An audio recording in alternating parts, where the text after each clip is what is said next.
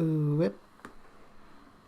I should stop making that noise. It's the only one that comes to mind when I turn on the mic, though. Maybe I'll think of something better one day. But for now, hello everyone. How y'all doing today? I hit the arrow key instead of my costume changer. Did you know my phone clock is ahead of my computer clock? I know that's a weird thing to mention, but it's kind of weird. Normally I watch my phone clock. It's got an analog clock so I can see the seconds. And it was the minute changed before my computer. I just thought that was weird. I thought they'd all be on the same wavelength, but I guess not. Phones and computers, this is where the culture war begins, I guess. How are y'all doing today? You doing good? I'm doing alright. Kind of a weird day. Yesterday sucked. Not gonna lie. One of those days, you know what I'm saying. One of those days. I don't want to talk about it. I'll tell you later. I'll tell you in a few chapters why I'm mad. If I remember by the time the chapter comes up, then I'll tell you why I'm mad. But ideally, I forget by then. For now, though, we're here together talking about these chapters here, chapter 20 and 21. Gonna go over them both quick in unison. Well, not in unison, one after the other. It'd be crazy if I could do that at the same time. Alas, I don't have that kind of power. I am a limited being. Limited to doing things sequentially. It's just the luck of the draw. Yeah, I don't have any good anecdotes to start off the stream today. I'm sure I'll find one later on. But for now, we're just going to hop into things. I'll apologize now if you hear a lawnmower outside or my dog barking at the lawnmower. It's just the world we live in. These things exist outside and both are very noisy right now. I have no control over either one. I say the dog is mine. It's not really my dog. It's just the dog who lives with me. Apparently it's Robin. Great, thanks Robin. Love that. No wonder you were late. No wonder you were late to the stream. You're busy mowing. God, as I say that, the lawnmower is just like the most pervasive noise known to all of box kind. I can't focus like this. I'm a sensitive little being. I got sensitive. I don't have ears. I'm just sensitive, okay? I'm baby. Get off my back. I'm baby. So we got chapter 20 here. We got chapter 20, the attendant. I'm hoping we can just speed through these and get done it all. It looks like there's a lot of notes, but a lot of them are pretty small. A lot of them are pretty surface level. A lot of them are... I'm trying to find the break here. Where's the break for chapter 21? I really hope it's in here. Sweats nervously. Oh, there it is. Yeah, chapter 21 is very small. So the notes for it are pretty tiny too. The notes for chapter 20, yeah, like I said, are pretty surface level. A lot of them are in the front half. Some of them are in the middle. And then some of them are at the end. Can you believe it? That's how things work. That's how things work. But speaking of the beginning, let's get started here with the start of chapter 20. Teal, you'll remember from last time, got hit in the face with a rock. It sucked. She proceeded to do nothing about it, which was a big problem. But she heads on her way. She departs. She's headed towards this train station. And lo and behold, she finds it in the distance. And we begin chapter 20 with her en route. En route. I think there's a joke in here, actually. Oh, no, that's later on. That's later on where that joke is. She's en route to the train station. And she's having a bit of a time, as Teal is wont to do. She has a bit of a time. There's a lot of faults here with the introduction.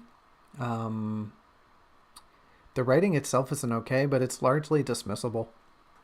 There's a lot of, especially like in this first paragraph, the first few paragraphs, it's just kind of stuff that can be thrown out or needs to be altered. Teal is on her way to the train station, and she's kind of just thinking. She's sort of judging not the locale so much, but she's weighing the situation in a strange way. She's walking and she's considering, this is kind of weird that there's no other like modes of transportation. It doesn't look like there have been carriages. And it starts to dawn on her, wait a minute, I actually haven't seen a carriage in a while. I haven't seen a horse. I haven't seen pack animals. What gives? She assumes she must have at some point. She's like, oh, I guess I just missed it. That's a little silly. Not that it's a bad thought. Like I said, none of this is bad. It's just, I don't know. There could be a better way to introduce this chapter than doing whatever Teal's doing right now. She's thinking about these carriages. She's considering livestock. Pardon me. A little catch in my throat. Probably because I just ate like 50 grams of jerky, beef jerky. It's because I'm trying to eat protein, and wow, eating protein is hard. So I apologize. What was I saying? Teal's sitting here. She's thinking about carriages. She's thinking about livestock, and really the whole notion just lacks impact. Why are we thinking about this? Why does it matter? If it does matter, ultimately we need to sort of swim around in the idea, not just mention it haphazardly. Okay, if Teal's thinking about this, why does it matter? We need to sink our teeth into this notion that Teal is struck by this uncertainty. That, wait a minute, were there carriages? That seems a little like I remember carriages, don't I? And that's another bag of worms entirely. Does she remember carriages? I don't know. Maybe she does. Maybe she doesn't. If she does, okay, we gotta be considering this thing. But still, she has this innate concern that there were no animals, no livestock, no alternative modes of transportation. Really, as far as she's been going, it's just been foot traffic, which she at this moment finds pretty strange, especially because she's headed to a train station of all places. She's headed to a place where transportation is a big deal. So it's on her mind, I guess, right? And if it's on her mind, then we should be talking about it. We should be considering it more closely rather than just having it as a passing comment. Has she seen any animals? Has she seen any carriages? Ultimately, was she really paying attention to anything when she was going through the city? We know she was, but we also know she was paying attention to really weird stuff. She was out here paying attention to architecture and not other people. She was only paying attention to other people when she was talking to them. As another added note, if she does maintain this line of thought, we can use this as something to leverage Teal's idea of an elvish bias, where Teal wouldn't necessarily be considering carriages. She wouldn't be thinking horses and buggies. She wouldn't be thinking horse-drawn carts. She would probably be more so considering where are the palanquins, where are the oxen, where are the... Originally, I had considered rickshaws to be in this category, but that's a much later invention than the Tang Dynasty.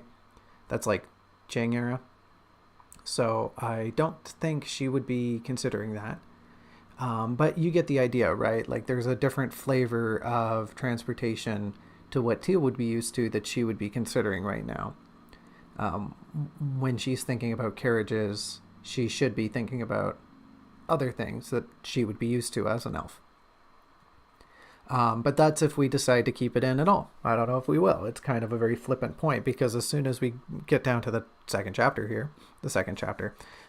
paragraph, Teal starts, she takes a segue and she starts thinking about horses. More specifically, she starts considering her younger sister's horse because, as we've mentioned, her younger sister used to be in the cavalry. So as a member of the cavalry, she has a steed. She has a her own companion that she rides into battle, wherever that may be.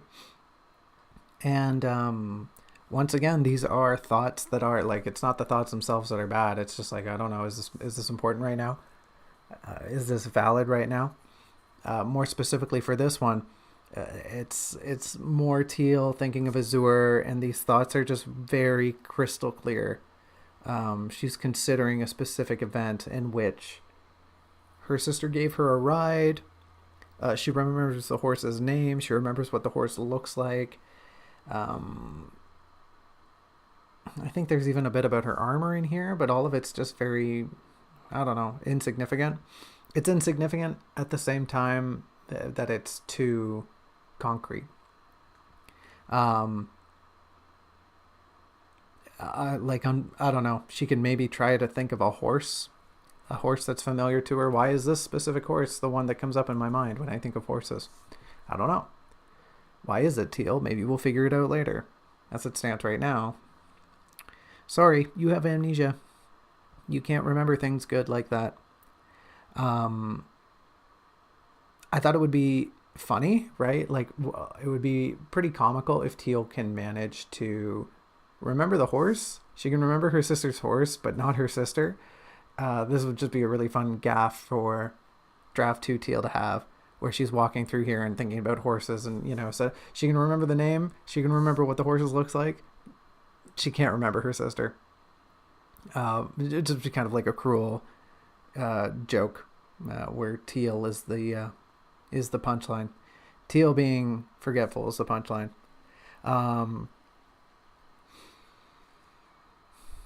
This isn't something we draw on. It's something that comes up much later. That Teal's a bit of a hippophobe. Teal's kind of afraid of horses. And like, that's fine, right? I think that's a good character. I don't know if it's a flaw. It's a good trait. It kind of makes sense for her as an individual who clearly has no desire to ride a horse, does not have the physical, nor the, how do I want to put this?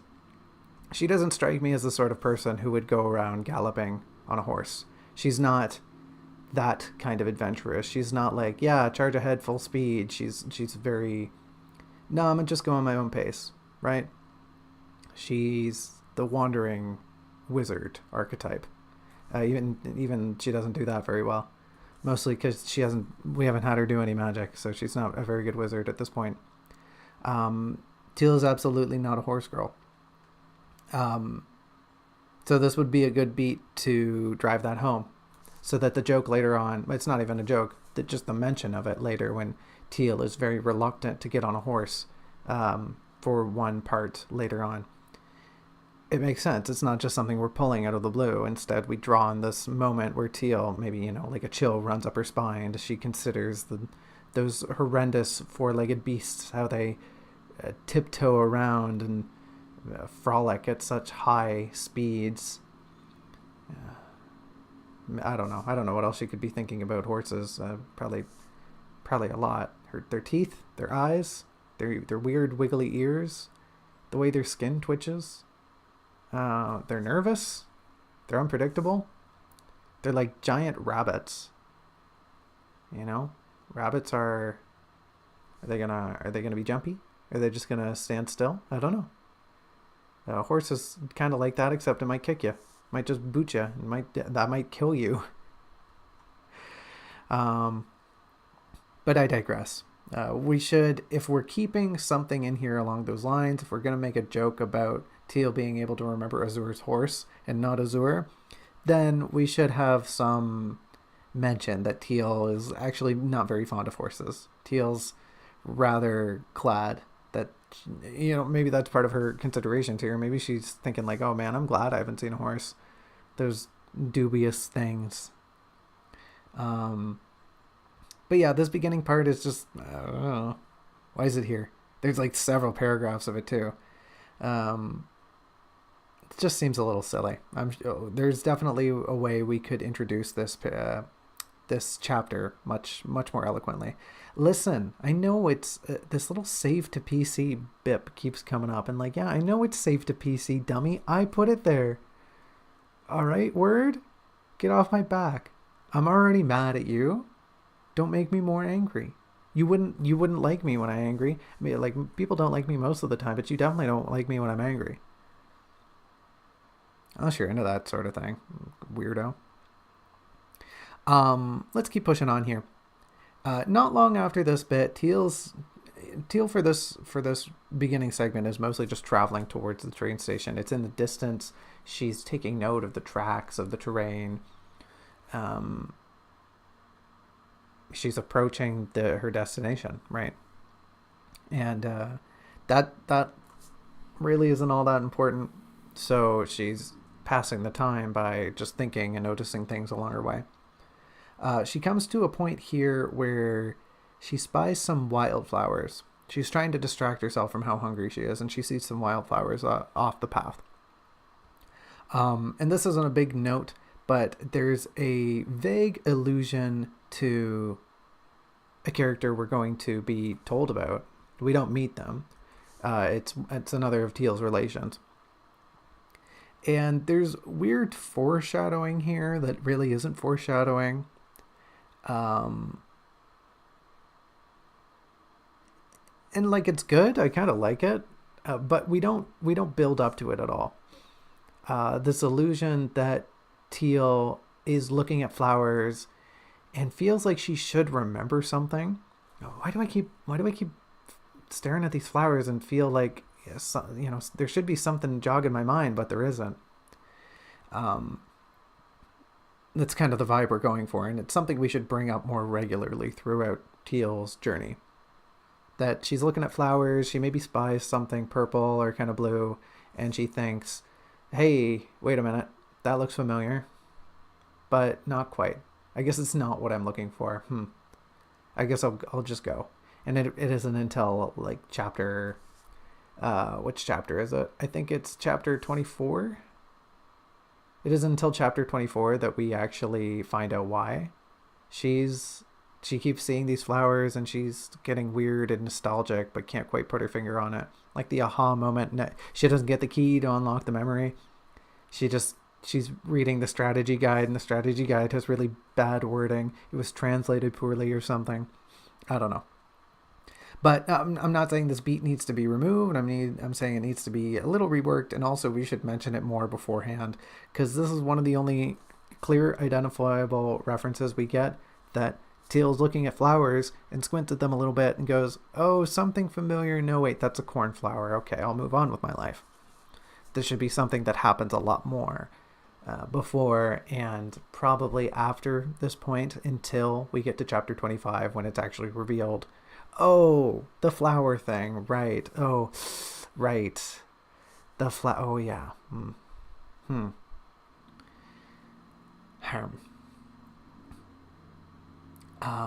What else is she doing? She's walking along. She's getting closer to the station. And she spies it as she's getting closer. She sees that it's quite literally a platform. And I go to my way to describe this train station as being a little drab, being serviceable at best, being kind of old-timey, while not standing out.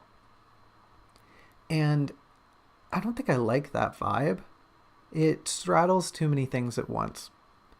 My initial thought here, is that the train station lacks grandeur.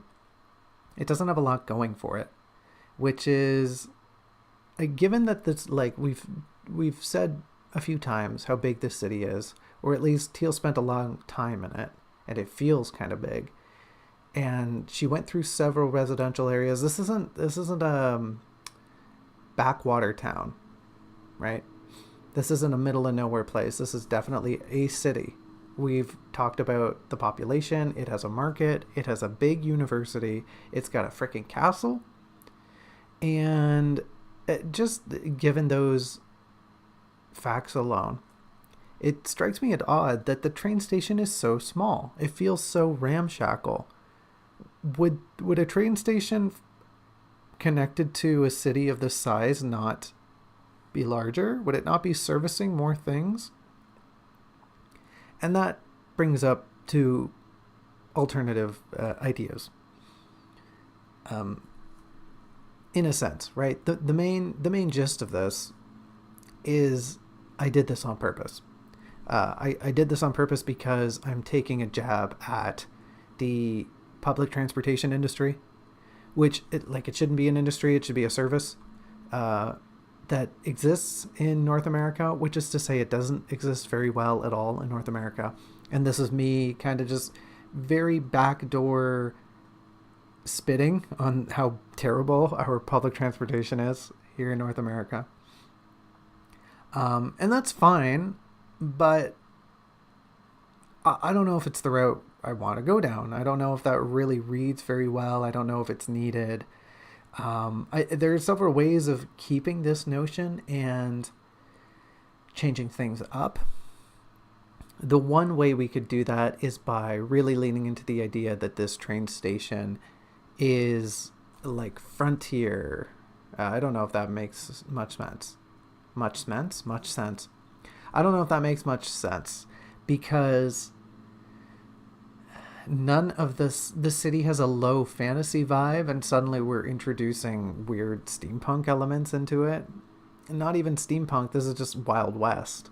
Why is there a very ramshackle, rundown train station outside the city? Well, it's because trains are new. And, you know, that kind of goes with the vibe. We don't really know what we're doing with the train station yet because the whole train industry is new. Having the train station imbibe this form of the 1800s ties itself nicely with the idea that trains are this new thing for Teal. They're this new thing even for this place. They're this new thing for everyone.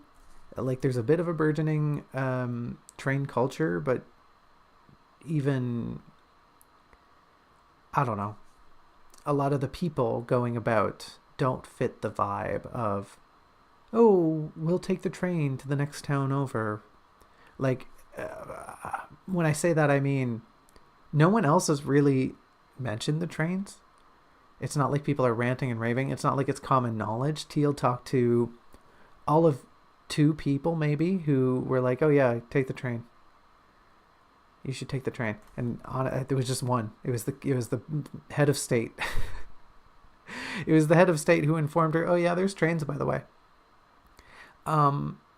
So we get the impression that the trains are sort of this burgeoning frontier industry, which is fine. And if that's the vibe we want, then we need to address that. We need to push it. We need to make this train station seem as if it's kind of unkept. It's, I don't want to say ramshackle, but it's just plain. It's just covering all the bases because that's all it needs to do right now. People haven't gotten around to the notion that, like, oh yeah, waiting at the train station should be comfortable. Maybe there should be services here. Maybe there should be other, like, the trains kind of need more things. Oh yeah, like it's going to need to top up on coal and water because it's a steam engine. Okay. Like, I don't even think I mentioned that anywhere here. Like, is there a water tower here? There should be if there's steam locomotives. Maybe these trains are just electric. Teal's hopping on the bullet train. Oh man, I hope she remembers to get the ice cream. You got to get the ice cream if you go on the bullet train. That's a must-have on the Shinkansen. Got to get that ice cream. I guess I already kind of said this fuchsia tone over here. The other way we can address the train issue is we do make the train station a very grand place, but we make it a little decrepit, as if it hasn't been cared for, as if in a much more North American way, we subtly hint at the fact that there isn't enough funding for this place to run properly, that people aren't being paid very well, that there's no janitorial staff for some reason, that renovations haven't been done in quite a long time.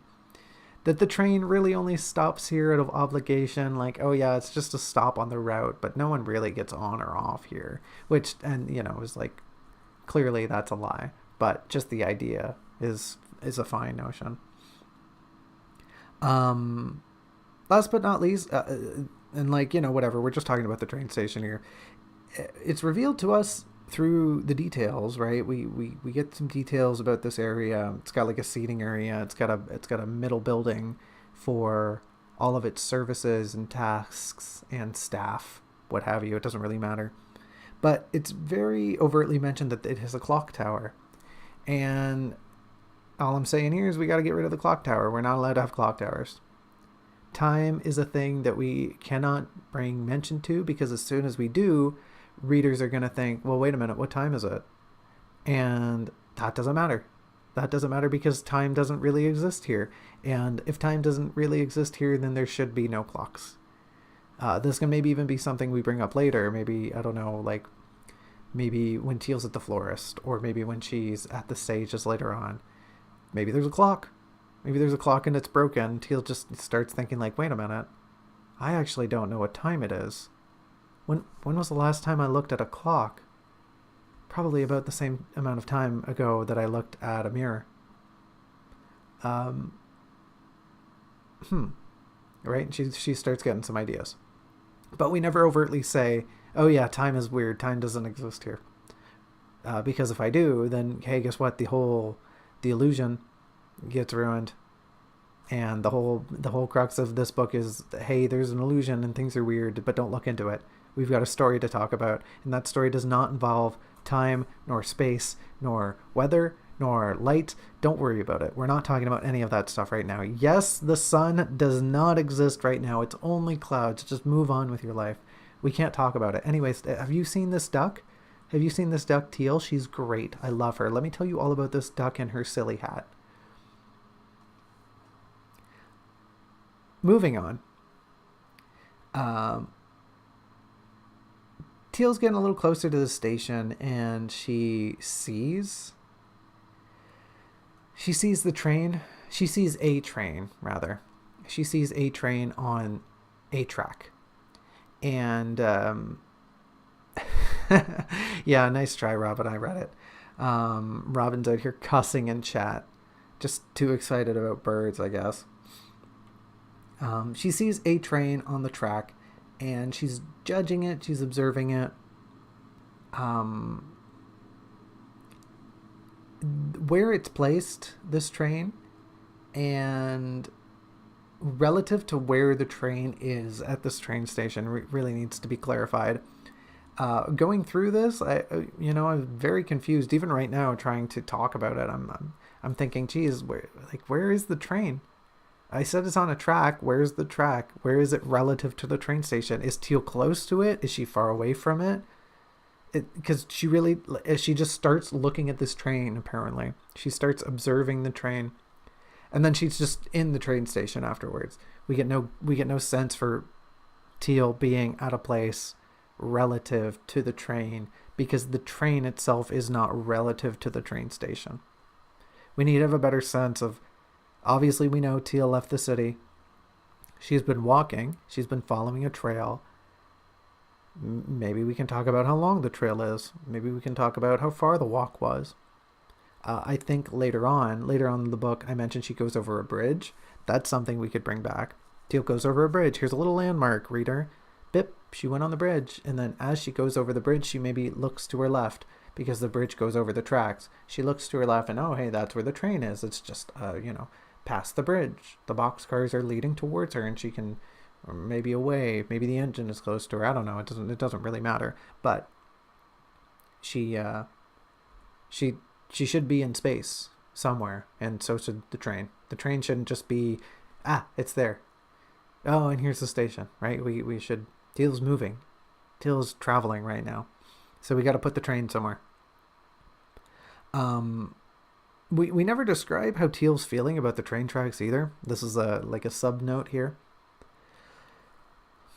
She should really be finding these metal roads, these strange pillars of iron on the grass, pretty on the grass, on the ground. She should be finding these pillars of iron on the ground very alien. She would probably be following them with her, not following them. She would probably be more curious about the tracks, and it wouldn't be until she saw the train on top of the tracks that she really clued in. Right? We've had a couple chapters of this. It's not until now when she sees the train on the tracks does she clue in. Ah, yeah, I get it. It runs on the tracks. Okay, sure. I don't know how it runs on the tracks, but it's standing on top of them, so ergo it must use them in some capacity.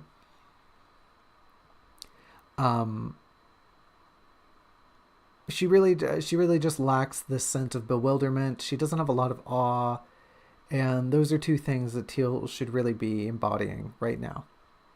She should be confused. She should not. She should be looking at this train and going like, "What? A train? What? Railroads? That's crazy. That's wild. How you do that?" But she should also be pretty impressed. She should be thinking like, "Wow, this is pretty cool.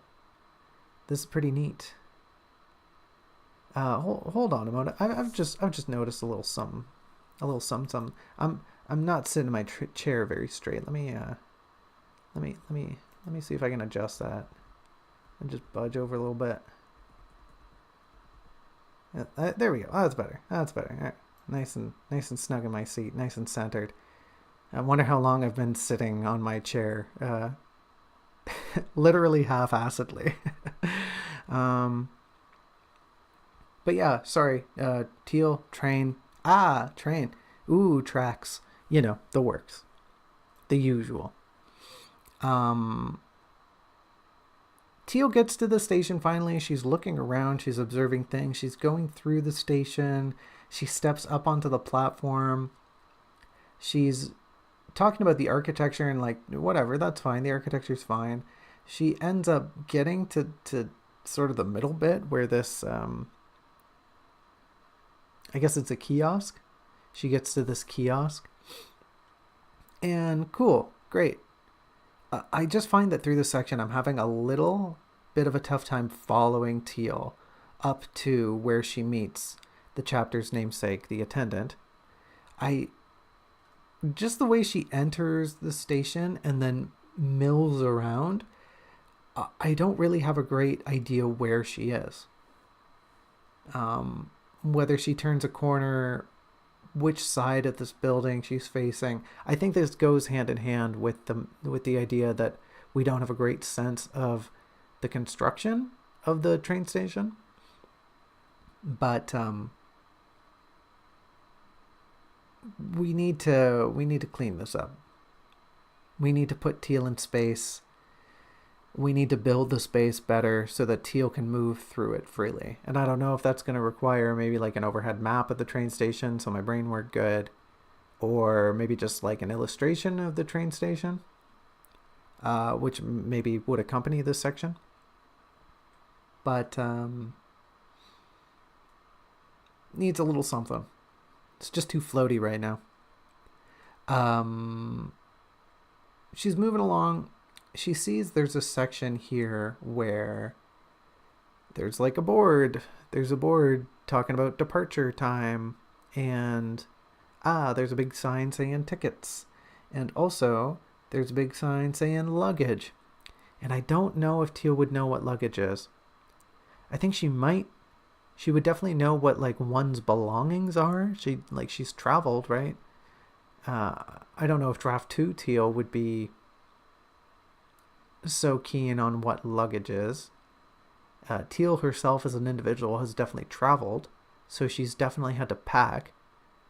So she should know like what luggage is in essence, but I don't know if she very specifically would know the term luggage. I don't think she would know what that really means.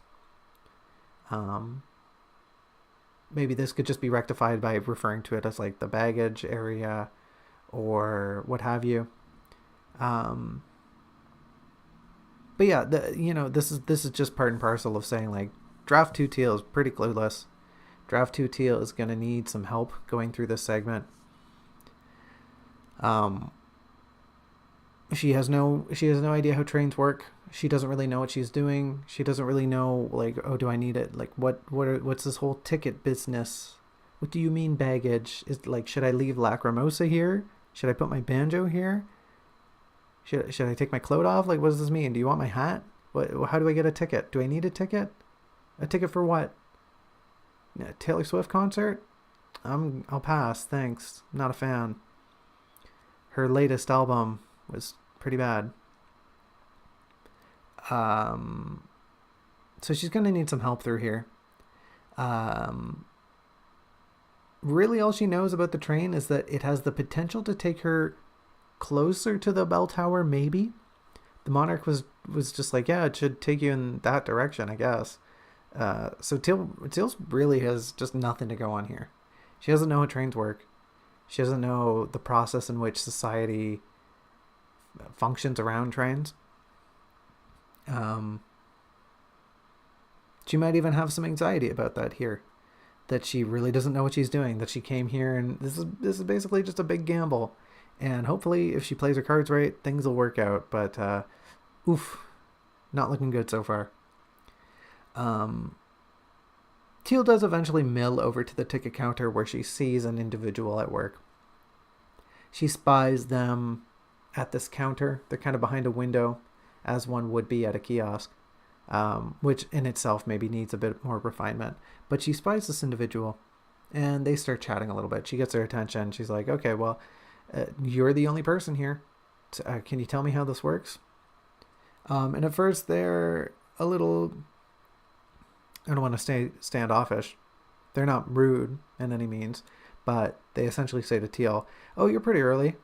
What gives? Like, even the people who want a good seat on the train don't arrive this early." So Teal's pretty confused. On that note, though, mentioning that the attendant is within this kiosk needs to be altered. Oh, no, it doesn't. Sorry. Misread my note. I was reading that. I was thinking, what do you mean needs to be altered? That's dumb. Them being in this kiosk, yeah, that's fine. Teal being early is fine too, right? Like, it gives a good reason for these two to just shoot the shit for a little bit. All of this works. In this segment here where they're talking about, because Teal's trying to get information out of the attendant, she's trying to figure out what it is that trains do. What are these darn trains doing? We just don't know. She alludes in this segment to ships, where she's thinking like, oh, well, I guess because ships would work this way, but I guess that's not how trains work. Like, ships depart at a certain time. I'm trying to find the segment here as I gab, but oh, there we are. She supposed trains function more like ships, where they depart at a certain time rather than like when they're full. Only when everyone's prepared does the thing take off. And I don't know if that's right. I don't know if Teal would have a great grasp of how ships work. It's a good notion because, like I just mentioned, Teal has traveled, and the primary mode of her travel would have been a big ship across an ocean when she's going to school. And that this paints her, like, her past well. It gives a very broad stroke across.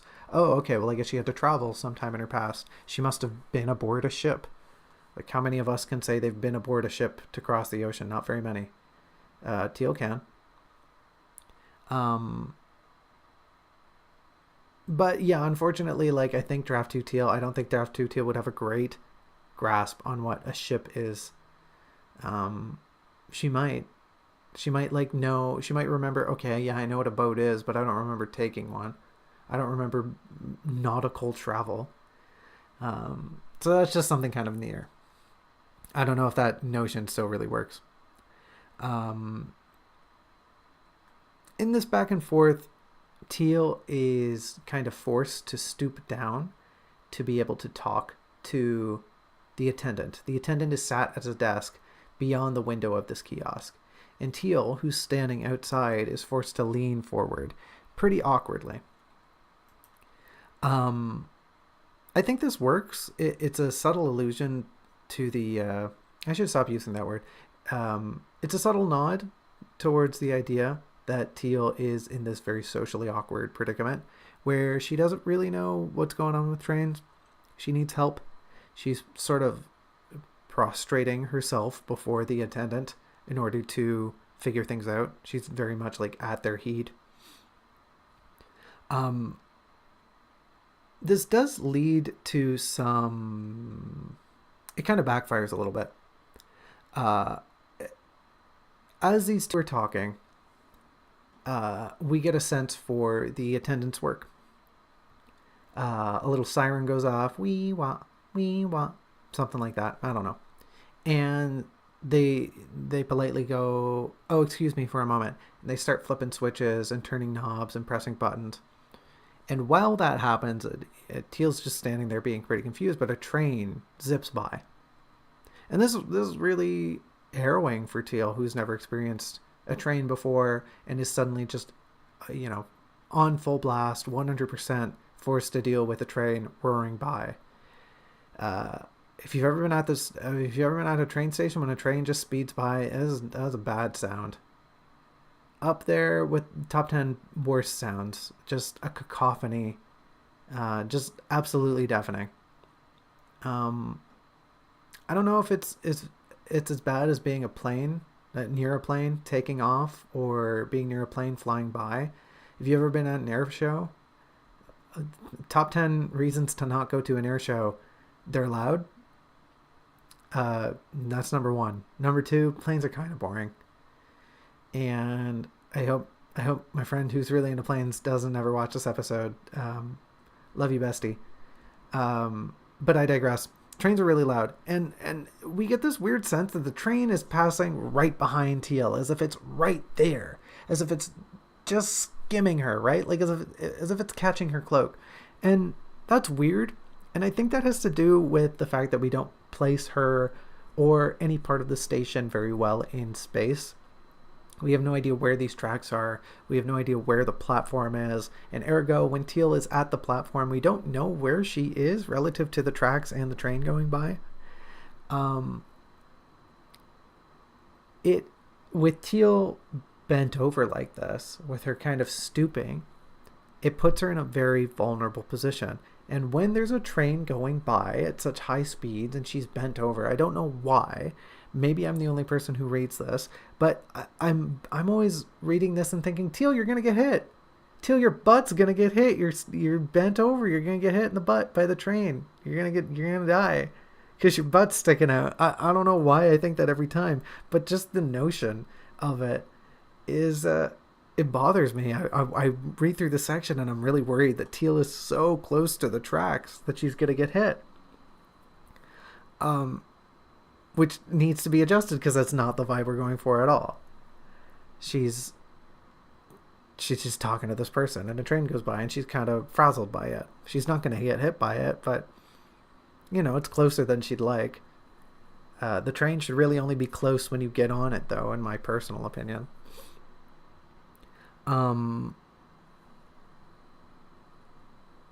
Just on another note, completely unrelated to Teal being in space, she is talking to the attendant here, and the attendant's trying to get information about, like, what are you looking for? What do you want? Is it the train? Are you looking for a train? Teal should just, especially Draft 2 Teal, should just be pretty useless throughout the segment. She doesn't really know what she's looking for. She doesn't have a great clue. She doesn't know what to tell the attendant. Like, I don't know. I just got told to come here for the train. The leader, the king, the monarch, the head of state, the head honcho, the big cheese, as formerly mentioned in the last episode. They told me to come here, and I was hoping it would just be easy, like I could just show up and get on the next train. But you're making that a lot harder. And this is all just to say that, like, Draft 2 Teal, once again, as we've mentioned earlier, is just going to be pretty useless through here. Doesn't really know what she's looking for. We can definitely still have the attendant be excited, they can still tell Teal about trains. It's a good trait of theirs that they seem to be a train person. That they're just really stoked to talk about all the things they like about trains. And they might even, they might even gush a little more. They might even be thinking, oh, here's a person who's never heard about trains before. Okay, listen here. I got all sorts of cool things to tell you about trains. Did you know that trains go choo-choo? Okay. Well, now you do. Anyways, next point. Did you know that trains... Maybe they just bring out like a kid's book and they're just reading it to Teal. I don't know why I'm saying this. Teal should just be confused. The attendant here can just be more enthusiastic. That's all we need to know.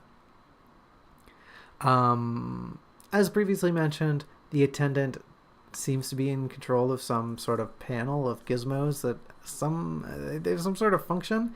And like, I think it's fine that we never really get into the information about what it is that the attendant's doing. It doesn't really matter. They have a task at these panels in front of them that has something to do with trains going by. And cool, great. That's fine, but we need to describe the way the attendant works as being more skilled. But the work itself should be very frenetic. It should be a very chaotic task. They should be confident and competent in performing these tasks as if, they've been doing this for ages. But the tasks themselves should, I don't want to say be a little silly, but they should be very quick in pace. As if, like watching somebody type when you're young. When you're young, somebody typing well is a mesmerizing feat of dexterity. That's what this should look like. Or what's another one? When you watch somebody play the piano and you just wonder, like, man, how are you doing that? How are you doing that and making it look effortless? I can tell what you're doing is complex, but I have no idea how you have the physical capabilities of doing that. That's kind of the vibe we want to go for here. The attendant is just effortlessly completing their tasks here, even though the tasks involve, reaching all over a dozen panels and doing 24 things in 10 seconds. Likewise, in this segment here, the noise that Teal is struck by as the train races past needs to be much more cacophonous. I try my best in here to describe it, to impart something akin to the deafening cry of a train at close proximity, but I don't think I do a really good job. I was thinking maybe like it could be a very punchy poem. That could be a way to do it, to almost lyrically illustrate the sensation of being bombarded by noise and air and wind and metal and fire that accompanies being too close to a train. I don't know. I just want to do a better job. Poetry is one way we could do that. I was thinking I could tie in song lyrics too. There's a lot of good songs, especially country songs, bluegrass songs, involving folk songs too. Pardon me, folk music. Can't leave out folk music. Well, what kind of box would I be if I left out folk music? Sheesh. Anyways, there's a lot of good songs that incorporate trains as a motif, the motion of trains, the train itself, and these could be tied in. This would be like a good nod to that very niche genre, I guess. Is it a genre? Not really. But for lack of a better word, I'm using genre right now. It would be a nice nod to that genre of music. Like these kind of old-timey rail songs, from riding the rails as a hobo to, I don't know, taking a train to go see your loved one, to getting aboard the crazy train, you name it. You name it, we're there. But That could be a way. We could tie in some song lyrics here to punch up the connection between noise and trains. But, no matter how we do it, the trains, especially their noise, their passing, needs more impact. It's got to be something that really, for once, doesn't literally impact Teal. It doesn't literally run into her, but it should feel like it does. It should feel like it's hitting her. Like it's just, it's punching through her almost, right? It's not like a punch to the gut. This is just like being bombarded by that which you cannot defend yourself against. You can't brace yourself against sound and energy. It's just got to pass through you like the silly little meat sack you are. That's for you guys. For me, when a loud, noisy thing gets close, I just crumple. I just crumple up. The paper doesn't really stand up well to noise. It doesn't stand up to most things. I do pretty good against rocks, surprisingly, but that's neither here nor there. What else do we have to do? Work, noisy train, Teal's reaction, right? So at first, this train speeds by. Teal's a little frazzled, and the attendant just kind of goes, "Sorry." Teal kind of just goes, "Oh, was that a train?" And the attendant goes, "Yeah."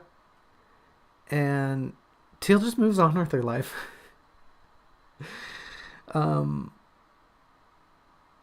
She pivots the conversation towards the train in the yard, which is important for what the attendant has to say later on. But right now, Teal's reaction to this train going by, this is an alien machine of fire and destruction and noise, hurtling by at speeds that Teal has never even dreamed of. And you're telling me she just goes, "Hey, what was that?" That's all she's got? She's not going to freak out a little? She's not going to panic and make sure Lacrimosa's okay? She does a little bit, but the action is so vapid that it doesn't really even seem like she's like, "Oh yeah, I better check on Lacrimosa. Oh, yeah, they're okay." And I don't know. It just, she really needs to pump it up. She needs to pump this up to, I don't want to say a 10, at least an 8, at least a 7. Way more than, was that a train? I don't know. It just seems silly to me. She's not, we put all this effort into describing how she's struck by this sudden volatile event. And then her reaction is to go, all right. Anyways, back to the conversation. The optics are just really bad. We're trying to build this notion that this is an alien machine, that Teal's never experienced trains, that she doesn't know what's really going on. And yet here we are. Her reaction is shrug, and she just stops talking about it.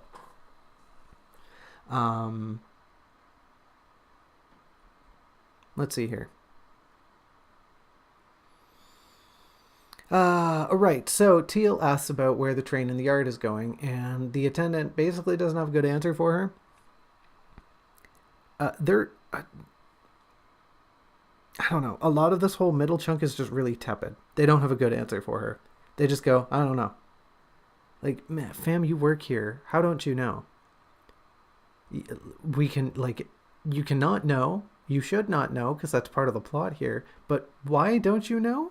Why don't you even try to defend the notion that you don't know? They really just don't offer any good conclusion to the notion that yep, I don't know where that train's headed. I probably should, but I don't. I just keep myself busy in this tiny little room, and I don't worry about the other things. My job function is to switch the rails and make sure that the trains are running. That train in the yard, I don't know. What do you think I do? Schedule logistics? Nuh-uh. That gets sent to me, and I put it on the board outside. Which, okay, shit. But, let's say that. Why don't we say it? We kind of get at it a little bit here, but like I said, it's all just so tepid.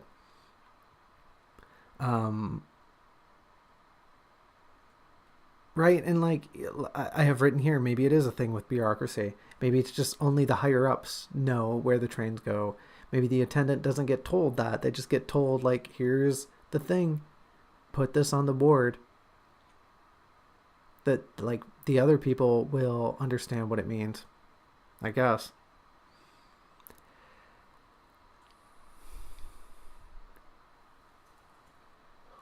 Sorry, I had to yawn. Oh, yeah, that's why. It's nearly 4 p.m.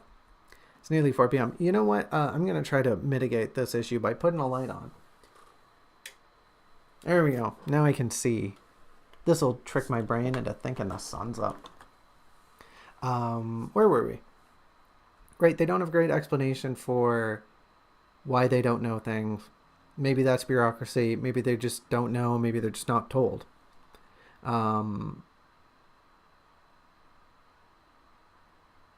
They don't really embody, and this is the attendant, they don't embody a single being. They kind of flop around, and not that that's a problem per se. People are three-dimensional. People have depth. People have multi-facets to their being. But for the attendant to read better, they should be singular in their approach, right? It reads better for a character of this caliber, for any of the characters, really. Like we've been saying, they should embody who they are. And the attendant really doesn't embody anything. They really aren't anyone. They don't have consistency to them. If they're emotive, okay, there be emotive. If they're going to be peppy, then they're going to be peppy. If they're enthusiastic about trains, then let's keep that train rolling. But here we are, and they flop around between being kind of pessimistic to being a little like aloof to kind of having like weird manic depression. And not that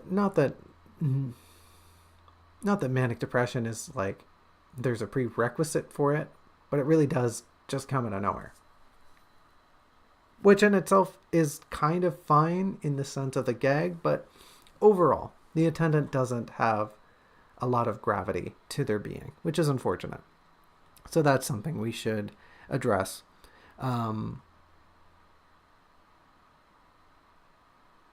They have a bit here.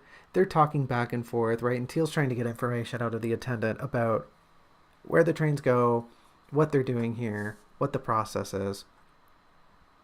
And she ends up asking, like, okay, well, sure, okay, you control the tracks, you make sure the trains run on time. What happens if that doesn't happen? And the attendant admits, oh, well, you know, it did actually happen once. And Teal goes, okay, And the attendant just says, well, that was it. It happened once, and I didn't get yelled at, and everything was fine. No one yelled at me. There weren't any complaints that people didn't arrive. You know, the train didn't just disappear. I never heard anything about it. Which, yeah, is weird. But the attendant's whole recollection of this, they're trying to come off as ashamed, but their memory lacks any emotion. It doesn't read very well that they are ashamed at the end of everything. If they're ashamed, then their story should be filled with remorse. They should feel guilty. But that doesn't really come across as they're trying to describe their faux pas. Right? Like, I've got the line here. I felt awful about that for so long. Did you? Did you feel bad about it? I don't know. It doesn't. You just said, and whoop, there flies the train on the wrong track. Would you not be pausing a little bit? Would you not be reluctant to admit all the details? Wouldn't you be obfuscating some things? I guess not, right? But that shouldn't be the case. They should be ashamed that they made a mistake, but also they should take pride in their work. Like when they're describing how the task that is at hand actually functions, they should seem like they like the job. Like they've been doing it for a while. Like, oh yeah, this is I like trains. Doop doop doop. I get to tell the trains where to go. I get to make sure they arrive on time. I value my work. And I think doing this balances the two. We get the guilt of, oops, I screwed up, but otherwise I like my job and I do it well. You get a nice spectrum, and this builds along with the idea of, like I was saying, we need the attendant to have a little more depth to their character, consistent depth.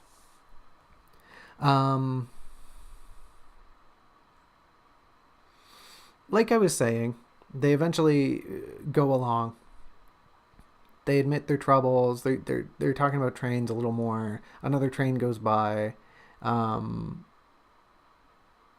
Teal starts talking about, like, how do departures work? How do arrivals work? What's going on there? And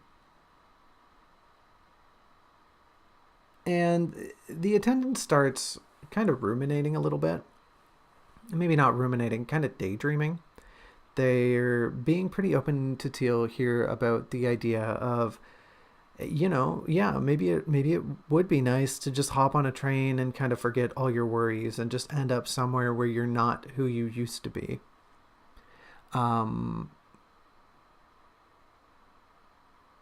They're also one of the only people who, throughout this, have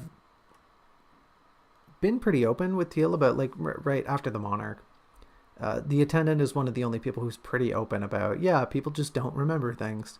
People just have amnesia here, and that's just how it is.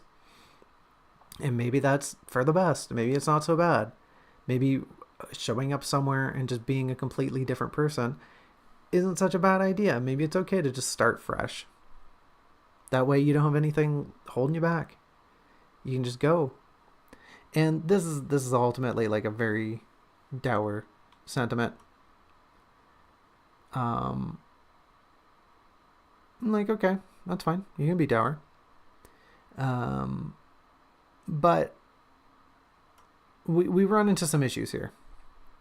We run into some issues, first and foremost, with their openness itself. That would probably be a pretty jarring notion, that this is one of the first people that she's talking to cordially. The previous interaction was a bit of a formal one, despite the circumstances of their meeting. But this is the first kind of laic interaction where Teal's just talking with somebody, and they're just very open about the idea that, yep, people just don't remember here. Pretty much everybody just forgets, and that's just how it is. That should be pretty jarring to Teal. That should just be like a kind of a moment of whiplash, that somebody's just being so open about it. And it's odd that she's not curious. She doesn't ask them any questions. She kind of just nods along with what the attendant here is saying. She's just like, yeah, okay, keep talking. That's not very Teal. Teal is not a passive participant in conversation. Not usually, anyways. So it's odd that she's not even asking questions. She doesn't even really seem interested. This should be a big moment. Why isn't it a big moment? That's weird.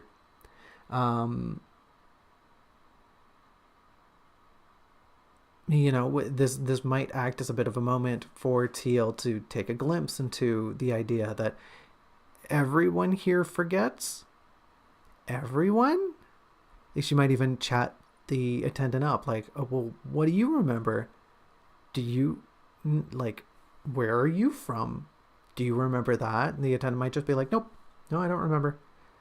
I know I've always worked with the trains.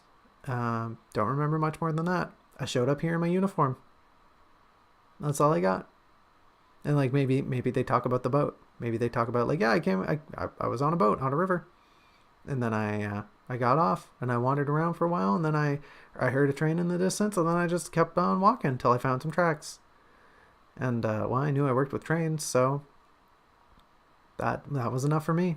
Came here, got a job, been here ever since. Oh, what do I remember about before that? I got nothing. I got nothing at all. I used to like this. I used to like this comic book series. I don't know. It could be anything, right? But we can just have like a very small sampling at how weird of a notion it is that no one here really remembers fully. That everyone here is kind of just milling around, going about their life with this half memory of who they used to be, not being completely sure of who they are anymore. And I don't know if this is something I really want to include, but it could be a good notion. It could be a good thing to include. So, hey, maybe it's something that rounds out, maybe this is where we start to round out the attendant, um, as opposed to their previous notions that were kind of all over the place. But we come to the second issue where the attendant seems to crave oblivion. And sure, that's fine. That comes across, but I wonder if we might do it with a bit more nuance. Like I said earlier, it turns into this very dour sentiment, this very sad thought that, like, yeah, maybe it would just be nice if you could just sit on the train and enjoy it and then just like forget who you are completely. Um, I'm sure we've all been there. We've all just wanted to like forget certain things. We've maybe just wanted to be a new person. And the attendant goes about describing this very ham-fistedly. I think we can do this in the future with a lot more subtlety, a lot more eloquence. Um, Teal has a response here, and she's sort of thinks, that doesn't actually sound so bad. Maybe just giving up and letting the oblivion take over wouldn't be the worst. And I think a better way of doing that is we can build this. We can lay down the framework of a staircase here by, I don't know about being less overt, but we should use this moment to start down the path of Teal not coming to terms with her kind of realizing or developing, there's a good word, developing this sense of dread that, haha, yeah, maybe that wouldn't be so bad, right? Because we start getting further along this path that Teal's really reconsidering the fact that she's trying to find some silly bell tower, that she's doing all this work just to get to a tower that she doesn't really know if it's going to do anything, if like maybe it shouldn't do anything, maybe it's best to just stay here and try to live a happy life and try to just get along with whatever she can. Like I'm sure I could eke out a quiet, happy existence here without my memories. Like I don't really need my memories, do I? I'm sure I could find new ones. I could make new memories. And you get the impression that maybe a lot of people here, that's just what they're doing. But we should use this beat to set that notion up a little better, because it comes up later, and I don't think it has great setup. I don't think it really grows from anywhere in particular. It kind of just sprouts up from the weeds, which isn't wrong, but I think if we cultivate the idea, it will read better by the end of things. So that's something. Um,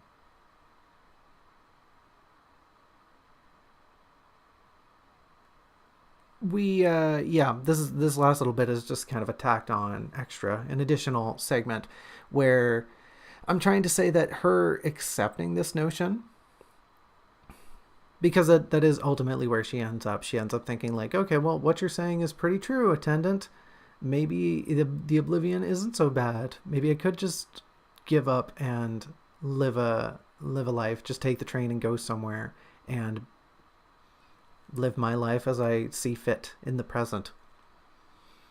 And that whole acceptance, the potential of that idea should be a lot more vague. It should be vaguer. Who on earth deemed that a word, vaguer? Yeah, I'm vaguer than you. What? No, nobody wants to say vaguer. Do you know how awful that is? Here, I'll say it again. Vaguer? Like what? What kind of word is this? I'm getting off topic. It should be a little more airy. It shouldn't be a very concrete, definitive answer in this moment. Like, Teal's not thinking, yes, that would not be so bad. She's probably thinking, I guess I could, and maybe that would be a life. Maybe that could be something I could pursue. Maybe I could just stop running around like a chicken with my head cut off. That doesn't sound so bad, actually. It's not what she does here, but it's what she could do. It's what she should do, probably, in the next draft. Just to give this a little less weight and a little more nuance. This is what we're all about right now. We're all about the nuance, baby. All about the nuance. Let's go nuance. I gotta make that joke because the Mets lost the World Series. God. How did they lose? That 5th inning. They literally dropped the ball. Ugh. If you can't tell, I'm not a fan of the Dodgers, but before I get upset, let's just keep moving on. We're almost done the chapter here. Essentially what happens to end off the chapter, and I think the ending is kind of fine. Another train shows up. There's a big plume of dust, and amid the dust, Teal gets pretty disoriented, and a crowd of people show up to all buy tickets. Teal kind of gets lost in the crowd. Her being disoriented is fine.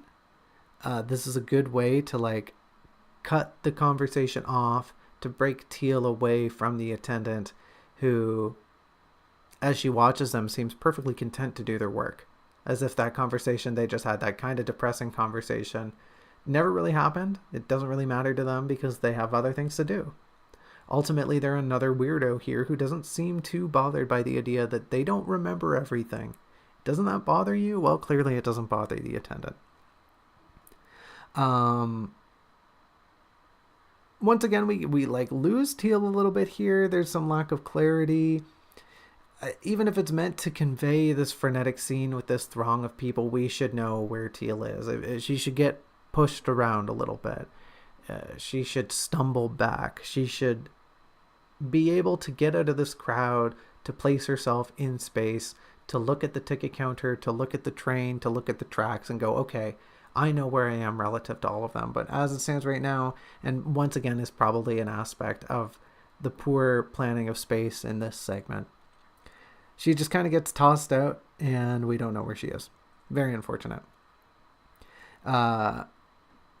There's a lot of the beats here are fine, like the ideas themselves, but overall this ending is just too frazzled. We need to signify that the train that was in the yard is ready to depart. We kind of just allude to it. We kind of just say, the workers are getting things ready. Okay, what does that mean? What does any of that mean? Let's talk about the train in the yard. Let's make sure it sounds like it's ready.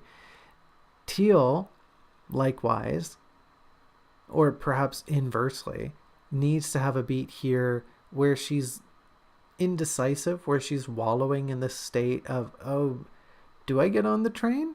I'm pretty sure I need a ticket. Do I even want to get on and find out where it goes? Like, is this a bad choice? Maybe I should just stay here. Maybe I should go back and find the bard. Maybe I'll just go pretend to be a student forever. I don't know. That doesn't sound so bad. We need to give her some digestion, some introspection here so that we know how she's feeling. We're not just... I can't even say it's subtext here because it's not really even subtext. There's no mention of anything. There's no text to begin with. And we just, I don't know. Right? Teal's at this crux and it doesn't really feel like it. And that's wrong. This should feel like a weighty decision to Teal. We don't have to exactly say it like that, but we should be nudging the notion ahead. Like, we don't even get a notion that she wants to board the train. Like I just said, that do we even know that she needs a ticket? Does she know what she's about to do is kind of immoral, kind of illegal, kind of bad? She's not paying for a ticket. Oh no, she's riding for free. Shucks. Ultimately, we do find out that she does know what she's doing, but like, why? How does she know what she's doing? Well, We need a reason here. We need a reason for all this crap. Like, why by the end of it is she consumed by the low beating of her heart? The low beating inside her chest. Why? Why are you anxious? Let's talk about it, bestie. Let's talk about why you're anxious. Because you don't have any freaking money and you want to get on a train, but you don't know where the train's going. You don't know where the train's going and you're having second thoughts. You're getting cold feet. Oh, I want to get on the train? I'm probably not going to be able to come back. I don't even know what being inside of a train is like. I don't know how far I'll go. I don't know where the city on the hill is. I don't know if it even is going towards the bell tower. I don't know what I'm doing. Maybe I'll just be scared and stay here and be safe. Those are valid thoughts. But we don't get any of those thoughts. We don't get anything here. We get nothing. Anyways, last point. This last point, all I'm trying to make here is that I mention it, the low beat of Teal's heart, but there's a motif we come back to later of this like ba-bump, ba-bump, ba-bump. We start using this onomatopoeia to refer to Teal's anxiety. And we could start that here. I mention it. It's right there at the end of the paragraph, at the end of the chapter that, here, I'll even scroll up so you can see it. Hey, it's right there. We talk about her beating, the beating in her chest. Why don't we use the onomatopoeia, even just like one of them in here while she's thinking and deliberating and ruminating and weighing her options? Ba-bump, ba-bump, ba-bump, ba-bump. Her heart's getting a little crazy, right? Why don't we use it here? I don't know. Because I'm dumb. That's probably why. But also because these things become more clear in retrospect. So we should put that in here. And hey, guess what? We put that thing in here. We're done chapter 20. We're done chapter 20. We're going to dive right into chapter 21 because it's after 4 p.m. and I've already talked a lot. And I think I might be getting sick because my throat's getting sore. Remember how earlier I said, oh, I have a catch in my throat. It hasn't gone away. And I was making fun of Robin earlier for choking on some food. And I think this is my comeuppance, is my throat's kind of sore. So maybe I'm getting sick. What do you mean I'm sick again? I've been sick in weeks. I've been sick in months. I've been sick since like August. Like the end of August. I mean, okay, I had allergies. That was rough. Those sucked.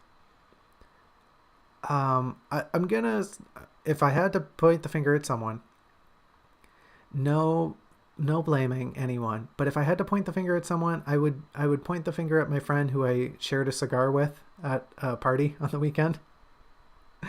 I don't feel terrible. I don't feel sick, but maybe I'm getting something. My nose was real stuffed this morning. Maybe I'll go take some medicine after this. Maybe like a little nap. We shared a cigar and that was it. That was it. My friends and I definitely weren't kissing. We definitely weren't making out at this party. We definitely weren't getting sloppy drunk. That would never happen. I'm a box. I don't really even have lips. Unless. Just kidding. I'm a great kisser. Not that any of my friends would know, though.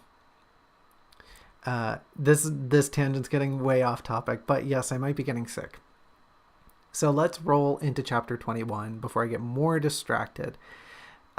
We start off with this smash cut. This absolute just scene transition to Teal inside the train. And honestly, I kind of like it. I kind of like that we're just like, none of the stuff Teal was just weighing, none of what she was considering gets any closer. Closer? Gets any closure. Pardon me. I was reading the word closure phonetically. None of it gets any closure. And we're just with Teal. We're just with Teal on the train. We know what her decision is, but we don't know the process in which led to it. I think that's fine. I think that's good. None of what she was just thinking about gets any mention because, hey, guess what? Teal is kind of a bad POV character, and she really likes just wadding up her anxieties and stuffing them in a different compartment, and that compartment just keeps getting fuller and fuller and fuller, and she's just not emptying that drawer. She's just like, no, it goes in the anxiety drawer. I'll just keep putting it in there. It's fine. Nothing bad could happen from this. I'm not a worrisome being. It's okay. It'll all be all right in the long run. I'll just find the bell tower and that'll make everything okay. So we don't get any mention of that, and that's fine. We just like smash cut to Teal being indecisive, and she's just sitting on the train, and that's good. That's good. It does. Oh, sorry. This is a separate point. I thought it had to do with the smash cut. Teal, we smash cut to her sitting in the train, and she's just looking out the window, and the train's chugging along, and that's great. She's having a look around the train. Lacrimosa's there with her. Her banjo's there with her. I don't know if she's taken off her cloak. It doesn't really matter if she has or not. But she's just staring out the window, and there's not a lot of nuance to the shifting of the landscape outside. She observes, right, and this is why I'm bringing this up. She's observing the landscape. She's looking out the window. She's watching the trees and the flowers and the grass. We don't get a sense for physically the ecosystem altering.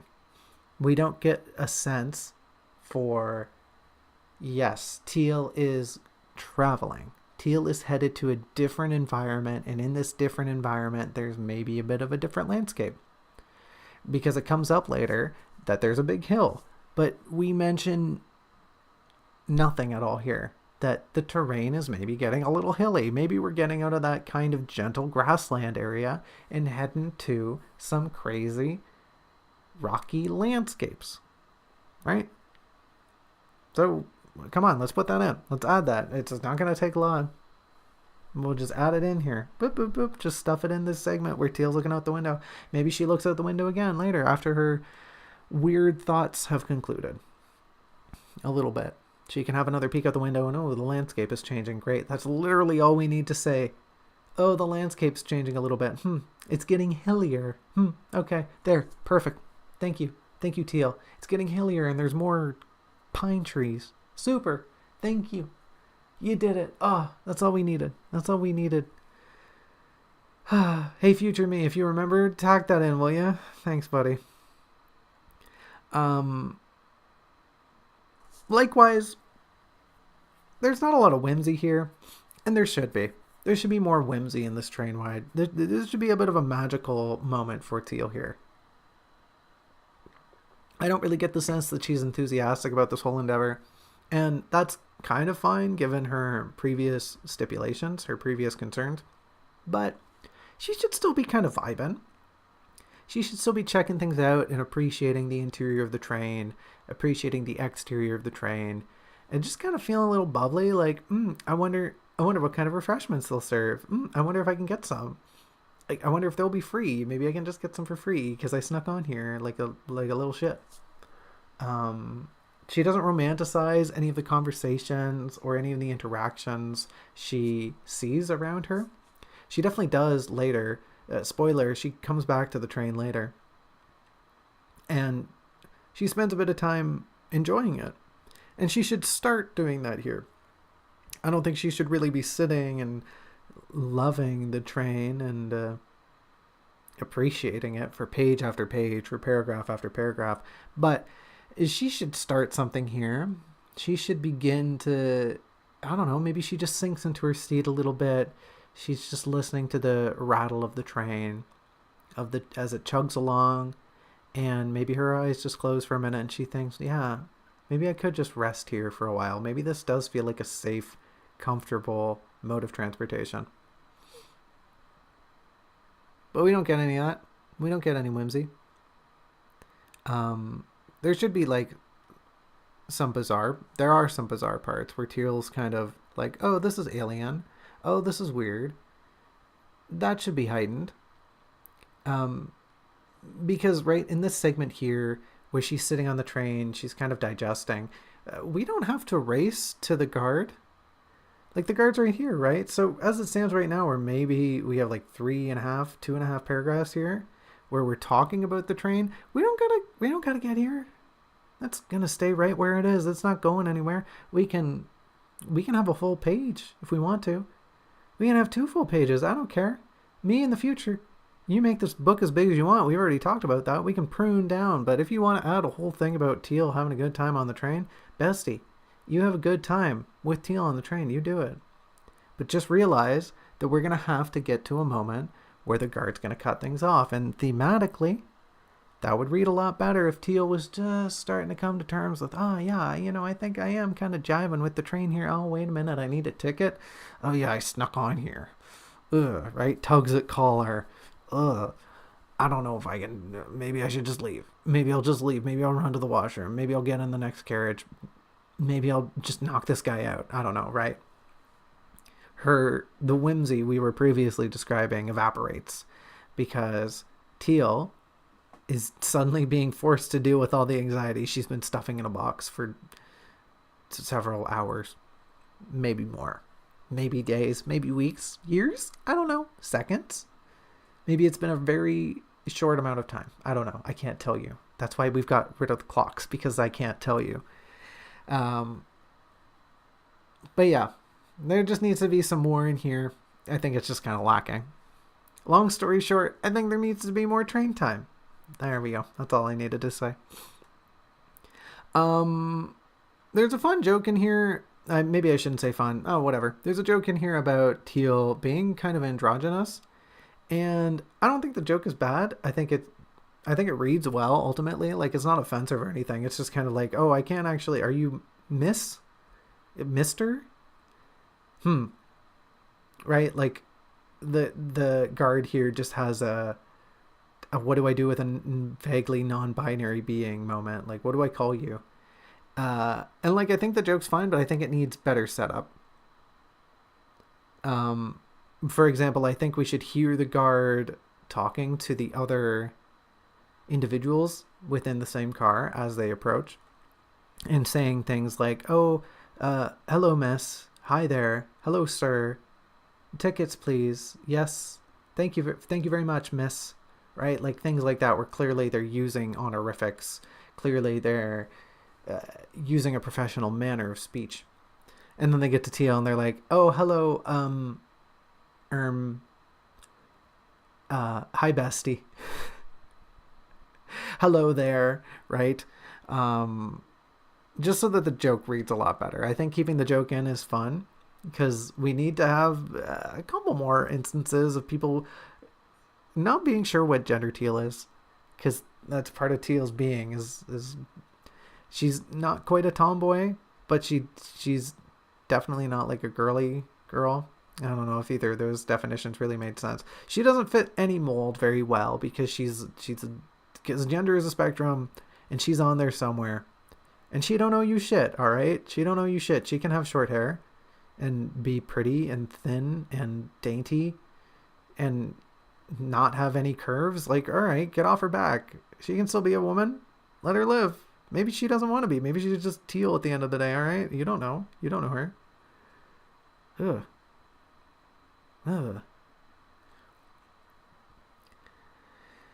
Robin's referencing something and I have to bite my tongue that I don't recite the meme on stream because it won't be very funny if I'm just saying it. It's also a bit of a crass joke, so yeah, no, I'll just ignore them like I always do. So we set up that joke, that's fine. Teal inevitably gets caught having snuck on. She plays innocent. She plays the innocent card of, oh, I didn't know I needed a ticket. That's fine. That's really Teal. That's very in character. However, the landing afterwards, the explanation for this beat is very weak. We need to do some better conniving in here to make it apparent that Teal's kind of just trying to weasel her way out of the situation, but also that she was pretty desperate and maybe she kind of just hopped on without thinking because she didn't want to think about it too much. That's all. We don't need to change a lot, but we just need to ground her reasoning a little better. The guard kind of looks around. They're like, okay, well, you're not supposed to be here, but follow me. I'll find you a safe spot to hide out. You don't have to get off the train, but you can't have the seat. Because if somebody comes by and realizes you don't have a ticket, I'm going to get in trouble. So Teal's kind of like, okay, yeah, that sounds fair. She's kind of just led out of the car. When I say that sounds fair, I mean she's not told any of that. But that's basically what the guard is alluding to. They kind of hint at like, oh, I'll get in trouble. Teal doesn't want to stir anything up. They don't want this person getting in trouble. They're not here to cause mischief. They just wanted a ride, right? I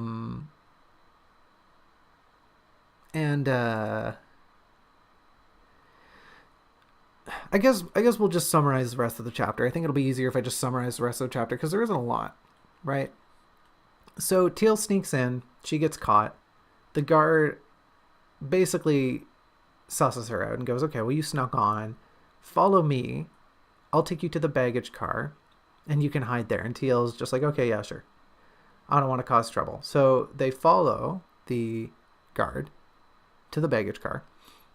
And the guard, once there, turns to Teal and goes, okay, well, you can hide here, but...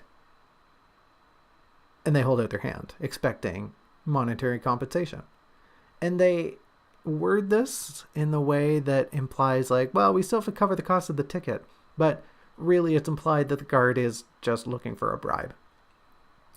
And Teal just looks at them, puppy dog eyes, looks up at them and goes, oh, I don't got any money. It points right, points left. I don't think I did that right. Anyways, yeah, she's poor. She's broke. And so the guard immediately is like, okay, well, broke ass, get off my train. And they pull an emergency brake. And Teal's like, hold on a minute, hold on. You don't got to kick me out. It's fine. Like, we're cool. We can settle this, right? We can be friends. And the guard shoves her off of the train. And that's where the chapter ends. The chapter ends with Teal being pushed out of a train. And so we come back, right? Come back with me. Come back. Tip, tip, tip, tip, tip, tip, tip. We got to go back to the part we were talking about. Tip, tip, tip, tip. Come on. This way. Gunk. Okay. Now we're back at the part we were at earlier. So to set up this notion, or rather, like, we don't set it up, and that's kind of the problem right now, is that the guard is clearly a dubious being. They, A, shoved somebody off of a train, B, were looking for a bribe, thirdly, misgendered Teal Evergarden. How dare they, right? How dare they? It's clearly just an absolute Sasquatch of a being. I don't know what I meant by Sasquatch of a being, but hey, roll with me here. So we want to paint them a little more dubiously early on. We need to do this very subtly, however, and that's going to be really tricky. It should be maybe suggested that they're doing Teal a favor. Instead of, right now the way it's painted is that the guard is under some sort of obligation towards their job to, like, clear out the seat and to collect a monetary fine. And that's definitely not the vibe we're going for. The vibe we're going for is that Teal snuck on and the guard is just taking advantage of the situation to try to get some free money out of her. Otherwise, like, right, they're basically just blackmailing her. They're basically extorting her. Like, hey, you snuck on and now I'm going to bleed you dry because the alternative is I turn you into the authorities. He. That, or you can bribe me. You can give me some money and I'll let you sit here in the baggage cart so you don't get caught by anyone.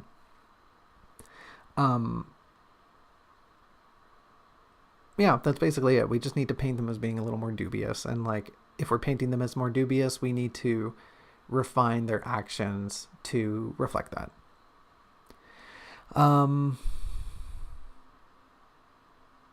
There's some wording here where, right, on their way to the baggage car, they have to change cars, which involves opening the door to one carriage, hopping across, and then getting in the next carriage.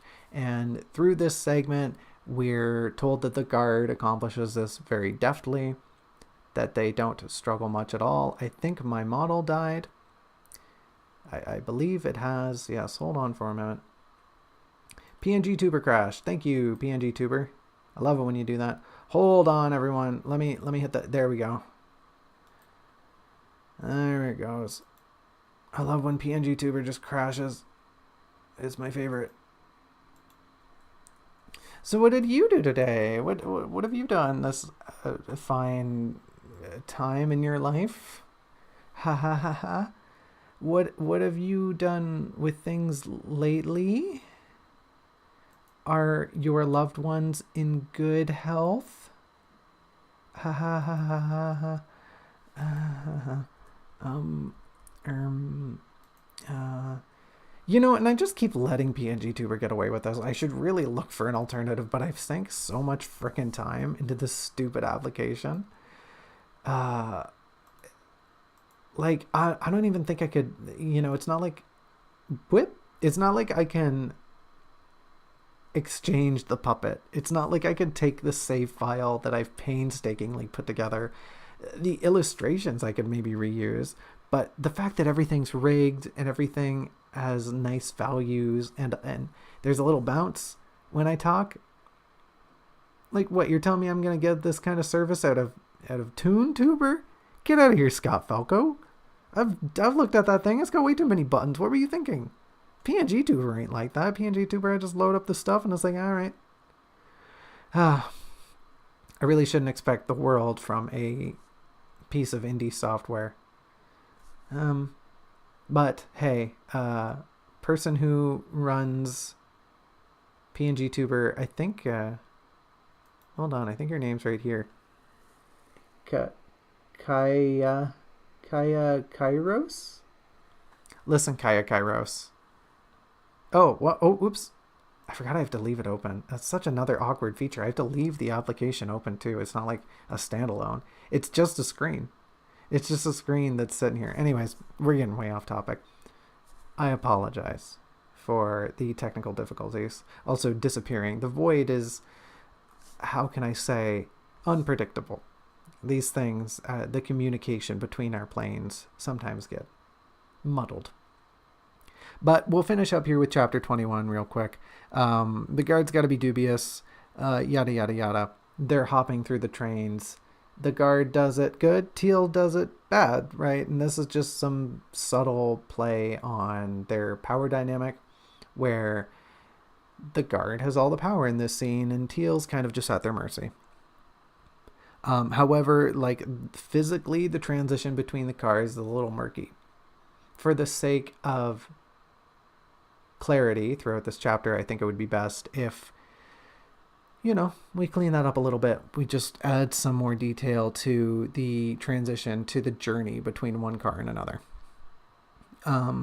What else here? We get to the segment where Teal confesses. Teal confesses, I don't have any money. And there's a line here that the guard immediately turns to stone. I think that's all just too hasty. I think the fact that they get cold, right? They become almost inhuman, just completely unempathetic to Teal's poverty. I think that's a fine notion. But I think something little like them just going, oh, well then, before they proceed with, pulling the emergency brake, opening the door, just something very subtle like that pumps the brakes a little. We ease on the brakes. We don't just slam on them. Like I said, the guard can be stony. They can become somebody who has absolutely no sympathy for Teal because she's poor. But we got to work our way over there. We got to slide our way over there instead of just going from A to C. There's a B in between A and C, A, B, C. We got to add some more frames to this animation to make the transition of movement smoother. Just add a few ones on in there. I'm speaking jargon. Never mind. Don't listen to me. Just a little too hasty. Easing into that transition would do wonders, I think. When the door is opened, when the train is stopped, when Teal is on the precipice of being shoved out of the train, I think there should just be a little morsel of how expansive the landscape is before her. Just that it's this huge sprawling, right? They're on a hill. They're looking downhill, and Teal has the perfect vantage from here to see across the countryside, to see across the landscape, and just be at once odd, but in the sense of, not captivated by the sublime, but I'm a little scary at how huge everything is compared to me. right? I'm a little terrified right now. I'm a little scared. I'm a bit, well, wait a minute, hold on. She sees this and it's almost like as if there's a pool of lava, right? She's like, uh-oh, wait, this is a bad thing.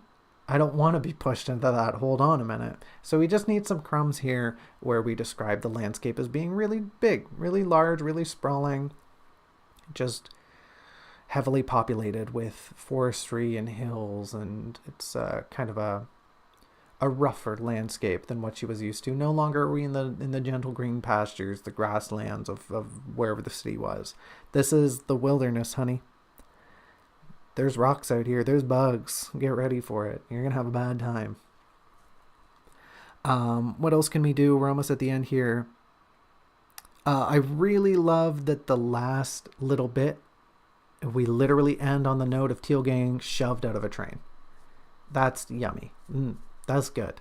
That's just some nice writing, right? It's a good little cliffhanger. It ends not only the chapter, but part 2. And that's going to, like, I just visualize a little bit looking forward in my life. Like, oh, going through that book, there's going to be people who hate that. There's going to be people who turn the page and they're like, well, what happens next? And it's a blank page and it just says part 3. And they're like, no, part 3? You mean I got to read another chapter? You're just going to do me dirty like this? Yeah, I am. What you going to do about it? I write the book. It's my book. I get to end chapters like this and you get to suffer. I had to write this and I had to suffer. Now it's your turn. You get in there. You read this book. You read the next chapter, because guess what? Part 3 is going to ruin you. Part 3 is going to mess you up. You know why? Because it messed me up a little bit. I ain't the same box I used to be. I used to have, I don't want to get into that philosophical debate. Anyways, I like how the chapter ends. That's all I'm trying to say. It's a good beat. I think, however, though, we should take a step back, just one little beat before, right in between Teal looking out at the landscape and Teal getting shoved. I think we should just have one little beat just to cement how much of a dickhead the guard is, where the guard just kind of gestures like, get off the train, like even just a little nod of their head or just a wave of their hand, just something to say very subtly to Teal, get the hell off the train. Which just reads so well. Because Teal, obviously to that, she's going to be like, well, wait, hold on a minute. And then she just gets pushed off the freaking train. Just like, okay, well, you had your chance. Boink. There you go, loser. As if to suggest that, Teal, being the poor, penniless vagabond they are, should get off the train. Like, you don't belong here. Go on. Throw yourself off the train. That's not my job, but I will do it. I will.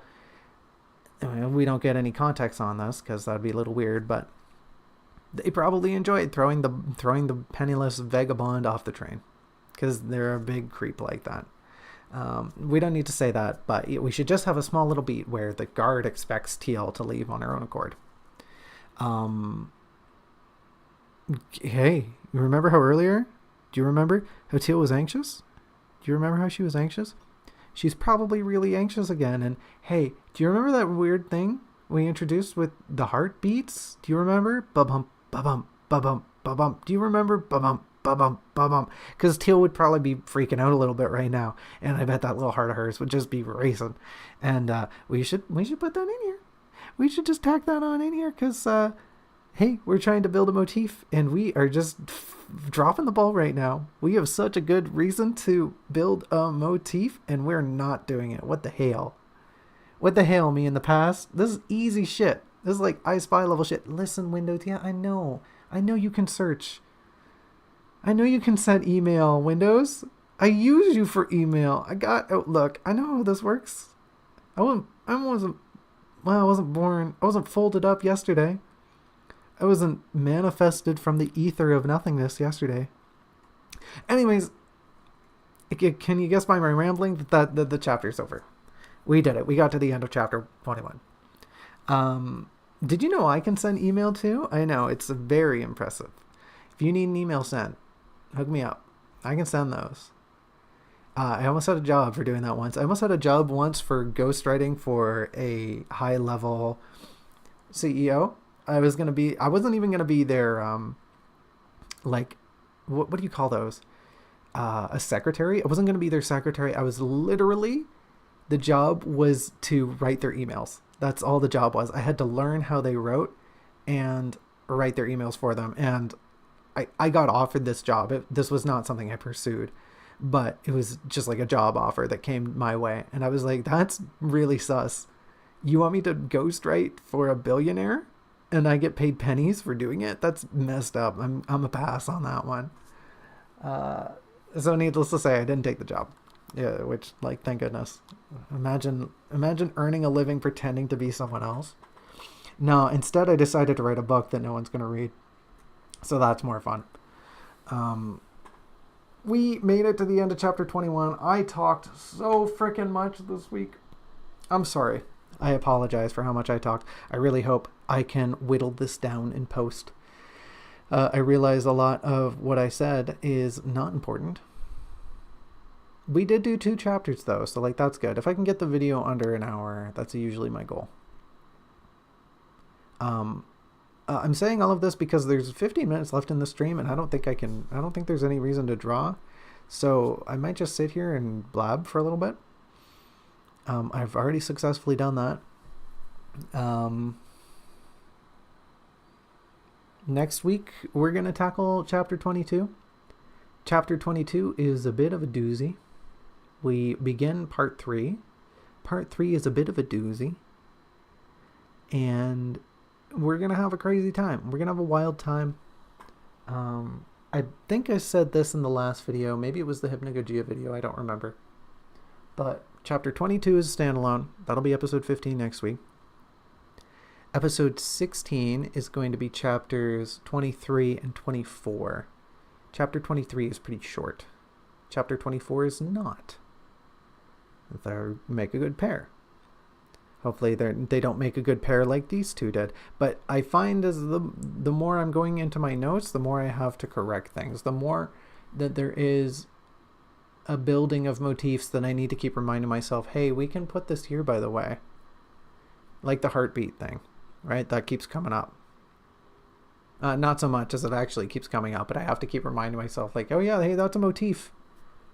That's a leitmotif. You could keep using that, by the way. The reader will appreciate the subtle nods you have built throughout the narrative because they think they're smart for noticing them. But you're the smart one. I'm not smart. Who am I kidding?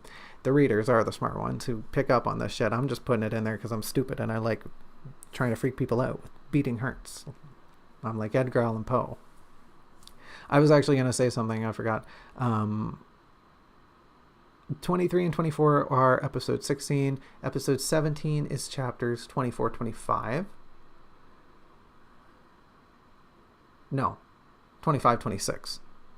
Yep. Episode 16 is 23, 24. Yep. So 17 is 24, 25. Episode 18 is chapter 27. It's looking like right now chapter 29 is going to be standalone, which means episode 19. And then I think episode 20, episode 20 is probably going to be 30, 31, and maybe 32. I don't think 31's pretty long. 31's a bit of a longer chapter. 32, not so much. 33, not so much. 34, yeah, that one's big. 35, oh, we're in for it. We're in for it there. 35 is going to be crazy. And then 36 is just kind of normal. And then 37 is pretty crazy.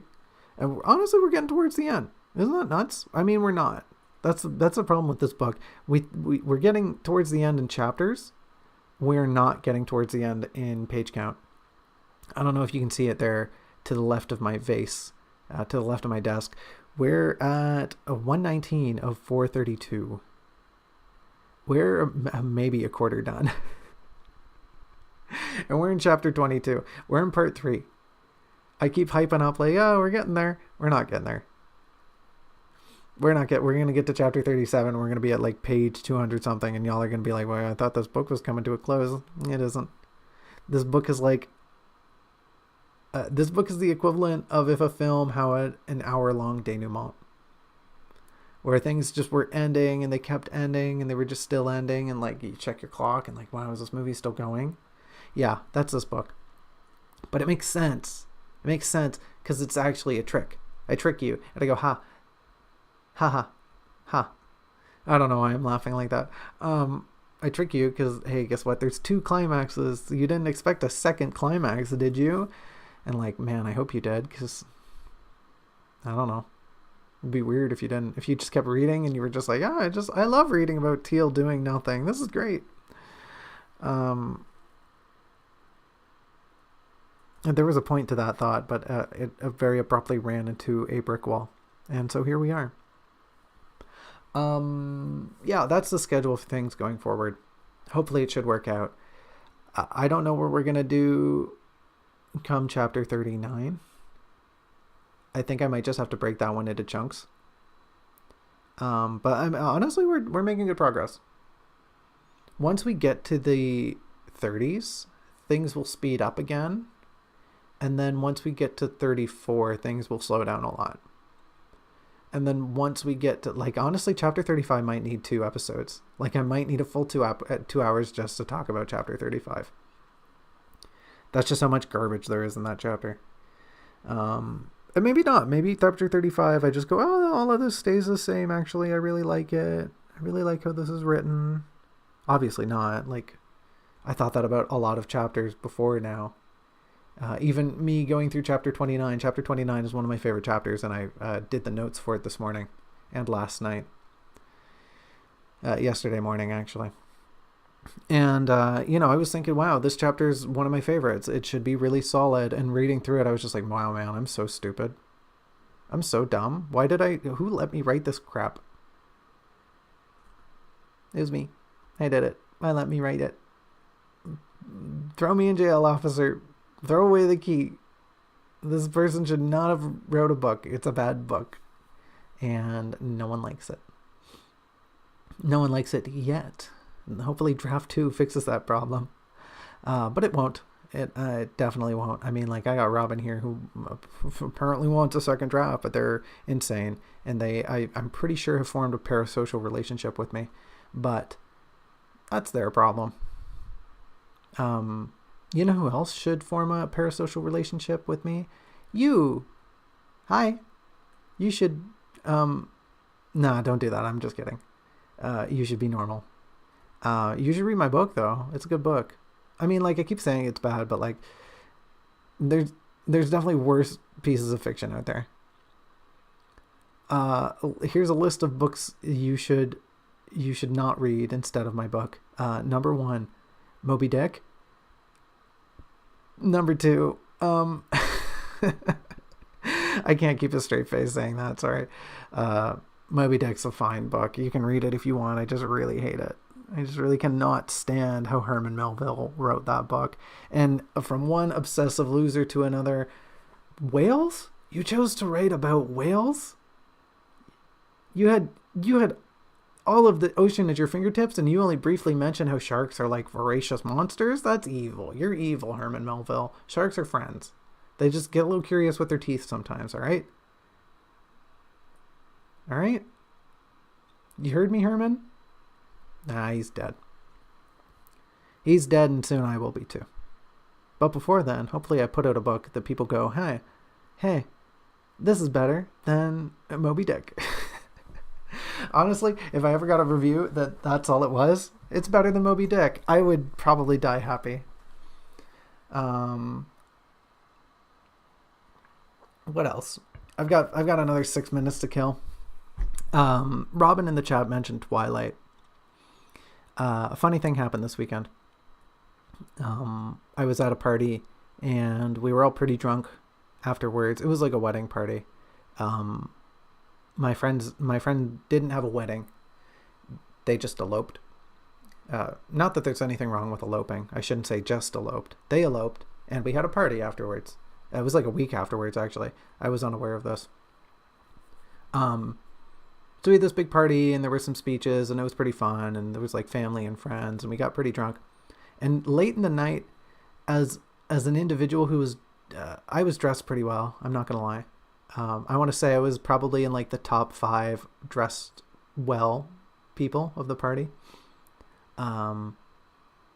Maybe I could make that a costume. Maybe I could make that a costume for me, for my model. That'd be funny. Anyways, I was dressed pretty well, so I got selected to be part of a photo op where the theme of the photo was we were reenacting a scene from Twilight. And we were just kind of like remaking one of the posters or something. I don't know enough about Twilight to tell you what we were recreating, but we had to pose like we were attacking. We were attacking the bride.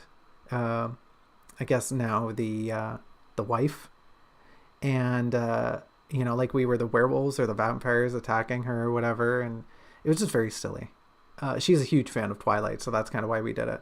But it was fun. It was very silly. I'd like to see how the photos turn out, but I don't have social media, so I'll probably never see those photos in my life, which is fine. I'm kind of like this weird enigma, and I just appear in photos like that my friends take sometimes. But that would be a good one to keep around to show people in the future and be like, yeah, I was in this photo. Why are you posed like that? They would ask, and I'd say, I don't know, I was pretty drunk. I think it had something to do with Twilight. I don't know. Yeah, it was a good night. It was a nice night. Had some good pizza, had some good laughs. We collectively, it was kind of fun. I had bought my friend, the now husband, we all pitched in and bought him a bunch of cigars. We got them kind of like a pack of middling level cigars, and then I went out of my way to find them a pretty nice one, like a nice Cuban. Well, I don't think it was Cuban. I think it was Dominican. It was like a good quality cigar. And we're hanging out. My friend brings this pack, and they're like, yeah, I brought the cigars. Who wants a cigar? And so a bunch of us went outside just for a smoke, and we were just standing around like a patio table. It was cold. It was like 2 degrees out. It was so cold. And we're all just smoking, whatever. And as a side anecdote to this anecdote, I really hit it off with their work friend.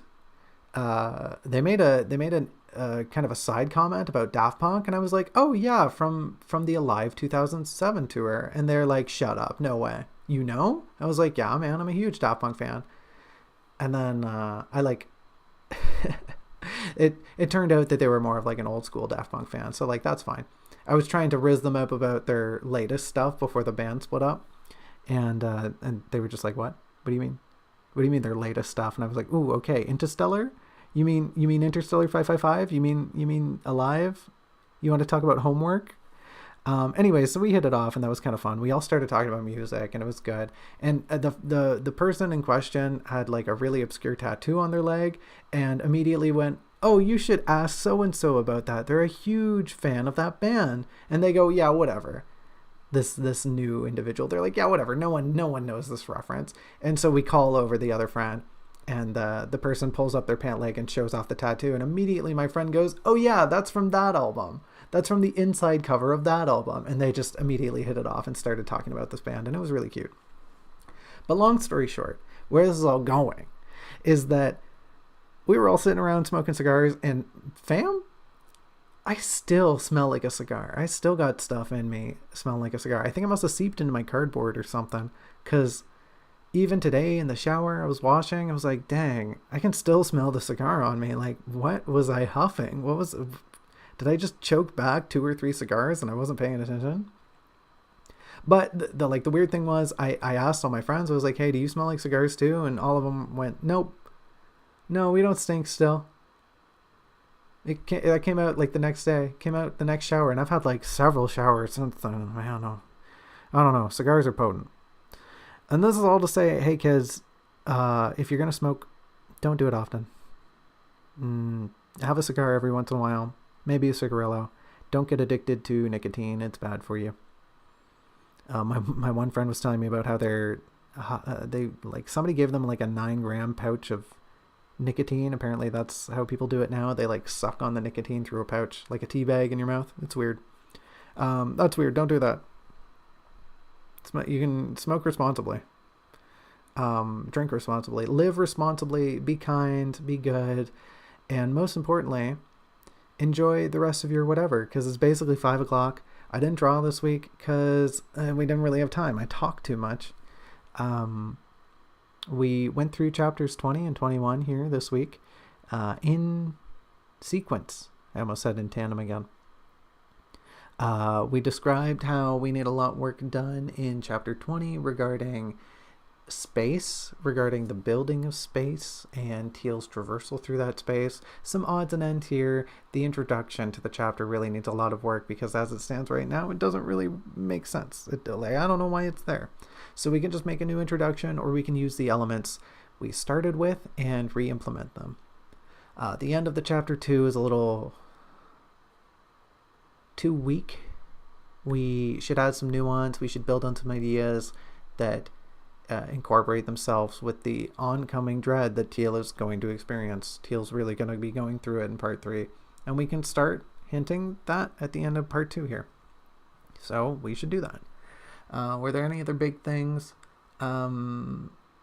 Mostly just the instance of the attendant in chapter 20.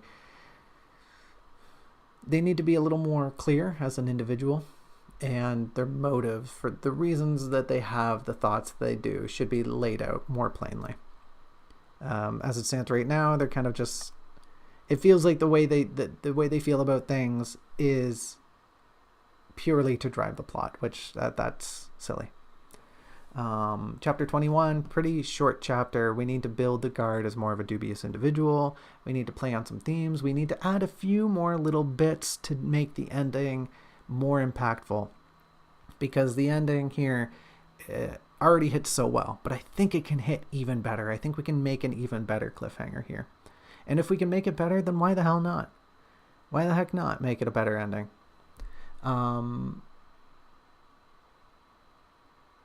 So let's do it. Let's take our notes here and let's make both of these chapters more fun to read, more emotional, and just better in every aspect. Let's try our best, all right? Let's do it together. We can do it. And we can do it because you joined us here today, and I appreciate that.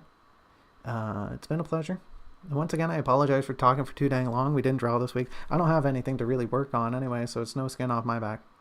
Not that I have skin on my back. I don't have skin anywhere. But thanks for coming. It's been great. Hopefully you have a good rest of your whatever. Hopefully you eat something tasty. I'm looking forward to dinner tonight. I think we're having chicken thighs. Chicken thighs. I actually haven't had chicken thighs in a long time. I don't know why it's just chicken thighs, though. I guess just for love of the dark meat. I don't know. I didn't make the menu. I'm just eating it. Maybe I'll make a salad, some veggies too. That could be good. But I digress. I hope you're having something tasty soon. And once again, thanks for coming. Or, thanks for not coming. Just kidding. I mean, like, most people don't come, so, thanks for not coming, I guess. I don't mean that rudely.